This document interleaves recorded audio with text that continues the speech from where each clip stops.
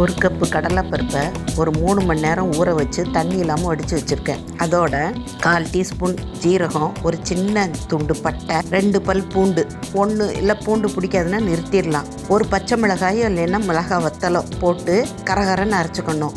பெருஞ்சீரகம் சேர்க்குறவங்க இதில் சேர்த்து அரைச்சிக்கலாம். தண்ணி இல்லாமல் வடிக்க வச்ச கடலைப்பருப்பை ஒரு மிக்சியில் சேர்த்து, அதாவது நம்ம கரகரப்பாக அரைச்சிருக்கோம்ல அதோடையே சேர்த்துக்கலாம். சேர்த்துட்டு பல்ஸ் மோடில் விட்டு விட்டு ஓட விடணும். முழுப்பருப்பு கொஞ்சம் நம்ம எடுத்து வச்சுருந்தோம், அதையும் இதோடு சேர்த்தாச்சு. நல்லா நைஸாக அரைக்கக்கூடாது. ஒரு பெரிய வெங்காயம், சாம்பார் வெங்காயம் போட்டால் இன்னும் நல்லாயிருக்கும். 2 பச்சை மிளகாய், கருவேப்பிலை, கொஞ்சம் கொத்தமல்லி, பெருங்காயம். இதோட முருங்கைப்பூவை கட் பண்ணி போடலாம், நான் முழுசாகவே போட்டிருக்கேன். எல்லாத்தையும் நல்லா ஒன்று சேர பிசைஞ்சு எடுத்துக்கணும். உப்பு நம்ம கடலைப்பருப்பு அரைக்கும் போதே சேர்த்து போட்டு அரைச்சிக்கலாம்.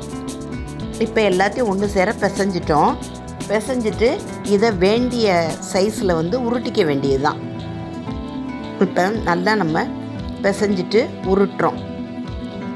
உருட்டிட்டு 2 கை உள்ளங்கைக்கு நடுவில் வச்சுட்டு லேசாக ப்ரெஸ் பண்ணோன்னா ஆமை வடை சுடுவோம்ல அதே மாதிரி தான், பருப்பு வடை சுடுற மாதிரி.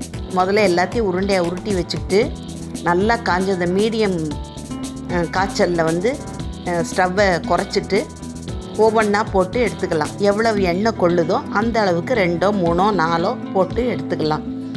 நல்லா சலசல அடங்கணும். 2 பக்கமும் மாற்றி திருப்பி விட்டு எடுத்துட்டோம்னா முருங்கைப்பூ பருப்பு வடை ரெடி.